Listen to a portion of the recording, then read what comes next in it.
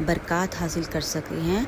हर चीज़ में, हर पढ़ाई में हमारा अल्लाह ताला ने भला रखा हुआ है। नमाज में, कुरान शरीफ पढ़ने में, इबादत करने में, तस्बीहात में, अल्लाह मैंने हर चीज़ में हमारा भला रखा है। और अल्लाह मियाँ 70 माहों से ज़्यादा हमें चाहते हैं, तो इसीलिए हमें चाहिए कि हम भी एक अच्छे इंसान बनकर अल्लाह ताला ही से मदद मांगें और अल्लाह ही हमारी मदद करेंगे, क्योंकि हम अल्लाह ताला की तख्लीक हैं और अल्लाह मियाँ ने हमें बहुत प्यार से बनाया और अल्लाह मियाँ हमारे से बहुत मोहब्बत करते हैं।